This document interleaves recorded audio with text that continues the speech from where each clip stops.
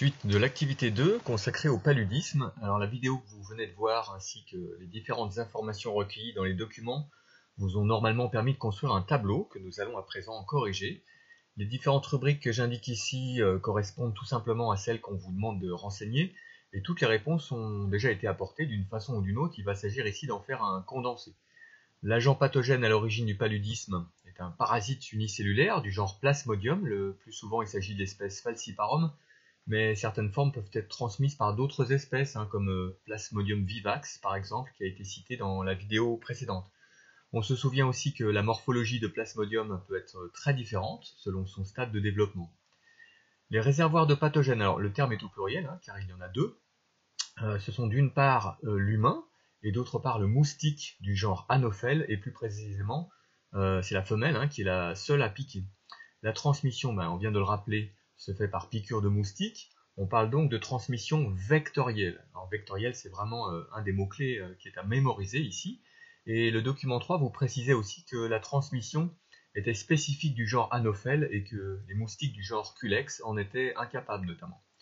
Voyons à présent le cycle évolutif du pathogène qui se déroule donc entre les deux hôtes, c'est-à-dire le moustique et l'humain.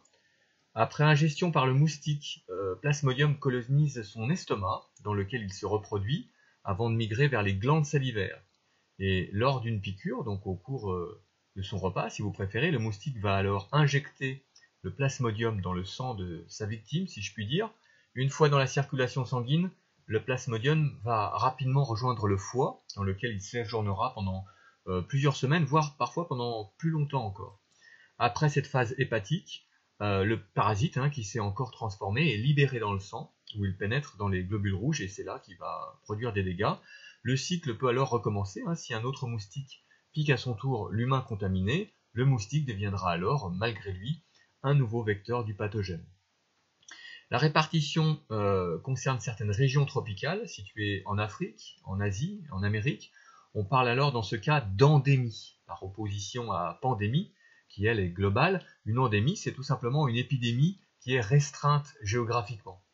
Les symptômes sont assez classiques: fièvre, frissons, fatigue, éventuellement maux de tête, douleurs musculaires et articulaires, troubles digestifs. Il existe également des cas de porteurs sains, où les individus infectés ne présentent pas de symptômes et sont en quelque sorte prémunis contre la maladie. Dans un grand nombre de cas, le paludisme reste quand même une maladie mortelle, particulièrement chez les personnes à risque, comme les enfants ou les femmes enceintes.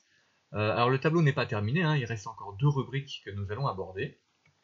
La première concerne les moyens de lutte qui, comme souvent, se déclinent en prévention et en traitement. Alors la prévention s'attaque généralement au moustique lui-même, avec des insecticides, des répulsifs, des moustiquaires pour se protéger. Pendant longtemps, l'insecticide utilisé largement a été le DDT, qui, comme à peu près tous les pesticides, pose des problèmes en matière de santé et d'environnement. DDT, c'est l'abréviation du dichloro-diphényltrichloroéthane, une molécule qui est classée comme polluant organique persistant et dont l'usage est interdit par la Convention de Stockholm qui date du début des années 2000. La prévention peut aussi passer par des traitements qui sont donc préventifs et qui sont destinés en priorité aux personnes les plus exposées. Pour les traitements curatifs, on disposait historiquement de la quinine, qui a été remplacée par la chloroquine dans les années 1940, puis plus récemment par les ACT à base d'artémisinine. Pour info, la chloroquine, ou l'un de ses dérivés qui est l'hydroxychloroquine, on en entend beaucoup parler actuellement comme traitement envisagé pour la Covid-19, mais bon, pour l'instant, l'efficacité reste encore à prouver, et les effets secondaires ne sont pas anodins non plus. Je ferme la parenthèse pour conclure sur les difficultés de prise en charge de la maladie. Un premier point important, bien sûr, c'est la question de l'accès aux soins. Le paludisme sévit dans pas mal de pays pauvres, dans lesquels le système sanitaire est parfois fragile, et donc tout le monde ne bénéficie malheureusement pas forcément de traitements adaptés. Deuxième chose, la résistance de certains moustiques aux insecticides, alors DDT ou autres, qui montre que cette stratégie a ses limites, bien sûr. On a aussi la résistance de certains parasites aux traitements. Alors plus les traitements antipaludiques sont utilisés massivement, plus ils vont éradiquer les pathogènes sensibles, mais ils vont aussi épargner ceux qui possèdent naturellement une résistance et qui peuvent donc se reproduire davantage. Alors c'est ni plus ni moins que le principe de sélection naturelle qui est à l'œuvre ici, et c'est exactement le même problème qu'on rencontre avec les souches bactériennes qui sont résistantes aux antibiotiques par exemple. Quatrième problème, en lien avec le précédent, l'évolution de certains pathogènes peut les rendre donc résistants au traitement, mais aussi faire qu'ils deviennent indétectables par les tests diagnostiques classiques. On a alors des patients faux négatifs qui ne sont pas pris en charge de manière adaptée d'un point de vue médical. Dernière difficulté, c'est l'apparition d'espèces vectorielles invasives. Alors ce sont toujours des moustiques du genre Anopheles, mais parfois de nouvelles espèces, ou alors des espèces qui à présent migrent vers des territoires qu'elles n'occupaient pas auparavant, et qui propagent le pathogène dans des populations qui n'étaient pas touchées jusque-là. Alors cette notion d'espèce invasive, vous la connaissez, hein, elle est très importante, et c'est une menace qui est prise très au sérieux pour un certain nombre d'autres maladies vectorielles. Vous avez peut-être entendu parler de celles-ci, chikungunya, dengue et Zika. Alors ce sont 3 maladies virales qui ne sont pas à transmission directe, mais à transmission vectorielle. Et le vecteur, c'est lui.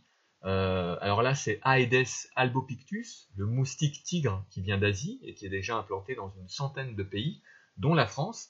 Mais il existe d'autres moustiques du genre Aedes qui sont aussi des vecteurs et qui arrivent tranquillement chez nous. Par exemple, c'est plutôt la région Provence-Alpes-Côte d'Azur qui est touchée, mais ça s'étend progressivement chaque année.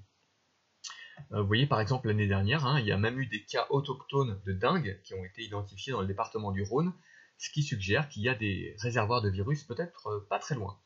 Je termine par une dernière maladie vectorielle dont on entend de plus en plus parler, c'est la maladie de Lyme. Elle est causée par une bactérie de type Borrelia qui est transportée par cet insecte qu'on trouve facilement dans les prairies ou les sous-bois et qui n'hésitera pas à vous piquer si vous passez à sa portée.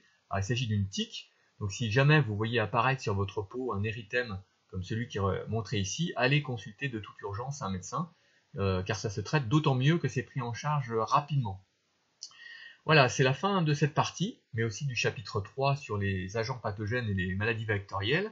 Ça signifie qu'une évaluation est à venir prochainement. Je vous en communiquerai les modalités comme d'habitude. D'ici là, copiez déjà sur votre cahier cette notion, qui ne fait que résumer ce qu'on vient de raconter.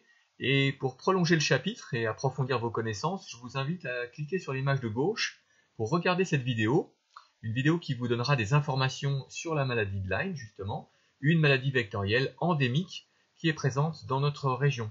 Voilà, bon travail à tous!